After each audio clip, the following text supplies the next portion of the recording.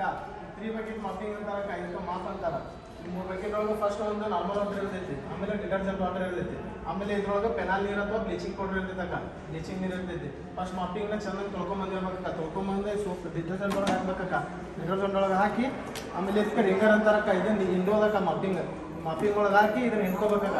ಹಿಂಡ್ಕೊಂಡು ಈಗ ಒಂದು ರೂಮ್ ಐತೆ ಅಂತ ಇಟ್ಕೋಕ, ಈ ರೂಮ್ನ ಫಸ್ಟ್ ಮೂಲಿ ಕ್ಲೀನ್ ಮಾಡ್ಕೋಬೇಕಕ್ಕ. ಈಗ 4 ಮೂಲಿ ಹಿಂಗೆ ಕ್ಲೀನ್ ಮಾಡ್ಕೋಬೇಕಕ್ಕ. ರಿಟರ್ನ್ ಹಿಂಗೆ ಹೋಗ್ಬಾರ್ದು, ಒಂದೇ ಡೈರೆಕ್ಷನ್ ಯೂನಿಟ್ ಡೈರೆಕ್ಷನ್ ಒಳಗೆ ಹಿಂಗೆ ಕ್ಲೀನ್ ಮಾಡ್ಕೋಬೇಕಕ್ಕ.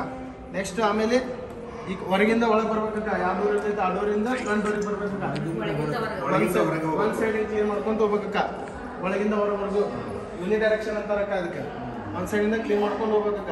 ಕ್ಲೀನ್ ಮಾಡ್ಕೊಂಡಿದ್ದಾಗ ಮತ್ತೆ ನೆಕ್ಸ್ಟ್ ಬಂದು ನಾರ್ಮಲ್ ವಾಟರ್ ಹಾಕ್ಬೇಕಕ್ಕ. ನಾರ್ಮಲ್ ವಾಟರ್ ಹಾಕಿದಾಗ ನೆಕ್ಸ್ಟ್ ಇದು ಪೆನಲ್ ನೀರೊಳಗೆ ಹಾಕ್ಬೇಕಕ್ಕ. ಇದ್ರೊಳಗೆ 40 ಸೆಕೆಂಡ್ ವೇಟ್ ಮಾಡ್ಬೇಕಕ್ಕ. 40 ಸೆಕೆಂಡ್ ವೇಟ್ ಮಾಡಿದ್ಮೇಲೆ ಇನ್ನು ತೊಗೊಂಡು ನೆಕ್ಸ್ಟ್ ಈ ರಿಂಗರ್ ಒಳಗೆ ಆಮೇಲೆ ನೆಕ್ಸ್ಟ್ ಇದು ಡಿಟರ್ಜೆಂಟ್ ಒಳಗೆ ಹಾಕ್ಬೇಕಕ್ಕ. ಡಿಟರ್ಜೆಂಟ್ ಒಳಗೆ ಹಾಕಿ ರಿಂಗರ್ ಒಳಗೆ ಹಾಕ್ಬೇಕಕ್ಕ. ರಿಂಗರ್ ಒಳಗೆ ಹಾಕಿ ಇದನ್ನ ಮತ್ತೆ ಹಿಂಗೆ ಪುಷ್ ಮಾಡ್ಕೋಬೇಕಕ್ಕ. ಇದನ್ನ ನಿಂತ್ಕೊಂಡು ಮತ್ತೆ ನೆಕ್ಸ್ಟ್ ಅದು ಹೆಂಗೆ ಕ್ಲೀನ್ ಮಾಡಿದ್ವಲ್ಲ ಹಂಗೆ 4 ಮೂಲಿನೂ ಒಂದೇ ಡೈರೆಕ್ಷನ್ ಒಳಗೆ ಯೂನಿಟ್ ಡೈರೆಕ್ಷನ್ ಒಳಗೆ ಕ್ಲೀನ್ ಮಾಡ್ಕೊಂಡು ಆಮೇಲೆ ಒಳಗಿಂದ ಹೊರಗೆ ಕ್ಲೀನ್ ಮಾಡ್ಕೊಂಡು ಬರ್ಬೇಕಕ್ಕ. ಇಷ್ಟ ಆಗ್ತಾಯಿದೆ ಮಾಪಿಂಗ್ ಮಾಡೋದು.